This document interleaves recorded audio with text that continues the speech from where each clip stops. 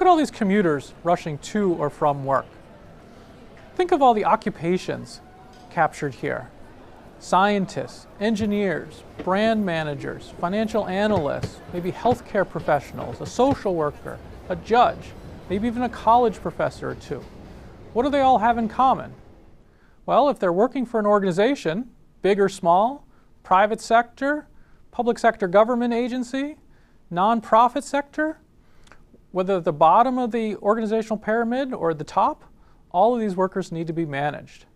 So being a manager is critically important, but it's also a very difficult role to be in. But since it's so important for all organizations, you should embrace your role as a manager. But this can be difficult. Not only is the work itself challenging, but if you look at business blogs, if you look at MBA curriculum, if you look at other types of things, it's all about leadership these days, not about management, not about being a manager. That seems to be something dull to be avoided. Everybody wants to be a leader. So maybe you're asking yourself, well, I don't want to be a manager, I want to be a leader. Right? In this way of thinking, leadership is all about being bold and sleek and future-looking. Managing is about nuts and bolts, mundane, gray tasks. So in this sharp way of thinking, right, leaders have vision. They need to inspire people. They need to be strategic. They need to drive change. Whereas being a manager, well, that's dull. That's just policies, procedures, budgets, things of that nature. Well, there's really two things that are wrong with this sharp way of thinking. First of all organizations need managers to survive and to thrive. Everybody can't just be a leader. You need people who can follow policies and procedures, pay attention to the bottom line, and get things done. More importantly, it's really a false dichotomy to present somebody with the choice of being a leader or a manager. Right? Most managers need to do things that are characteristics of good leaders as well. So in this specialization, we'll teach you how to follow good policies and procedures for managing people, how to hire people, how to evaluate their performance, how to reward them. But you need to do this in ways which show some vision for how to get work done in your work unit. You need to be able to inspire and motivate employees. You need to be strategic in how you engage and deploy them. And you need to figure out change strategies when things aren't working very well. So think of this course not as just being about management or being a manager, but think about it as what I'll call being a managing leader. Yes, policies and procedures are important, but this doesn't mean that you shouldn't also be trying to inspire people, be strategic, and thinking about how to lead change when you need to change things when things aren't working well. And this is critically important because people join organizations and quit managers, and it's really true. So this course is intended to provide a foundation for you to become what I'm calling a managing leader. And the goal of this course is to make you ready to develop your own people management skills and to be an effective manager and leader. And we'll do this in a variety of ways. First, we'll explore the variety of options for managing people, both in terms of HR strategy as well as in terms of individual managerial or leadership style. We'll also look at what makes workers tick, what motivates them, how can you engage them in their work.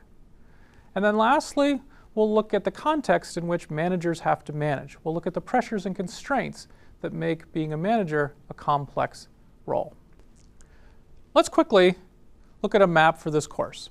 This course will consist of 4 modules. The first module will be on alternative approaches to managing human resources. After completing this module, you'll be able to explain why managing people is important, compare strategies for managing human resources, evaluate the fit between an organization's HR strategy, a manager's style or styles, and the business environment.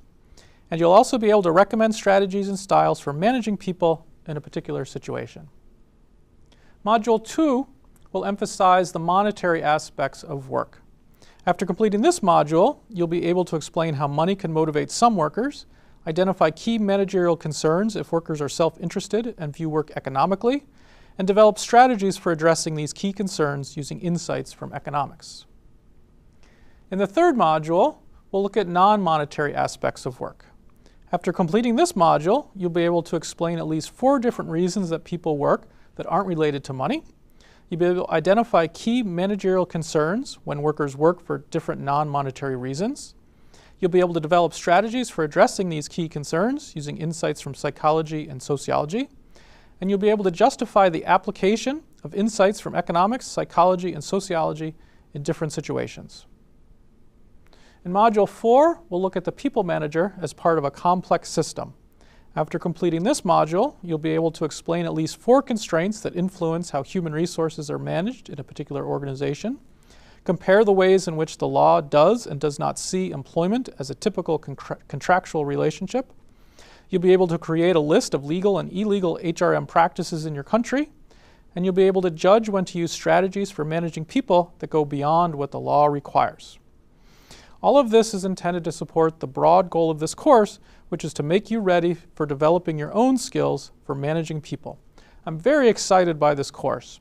No other course puts this material together in this way. I think I have a pretty unique background compared to a lot of people who teach human resources, and so again, you'll be getting a unique experience which will provide you a very rich, broad framework for developing your own people management skills. Now, to pique your interest, here are just some of the images we'll use in this course.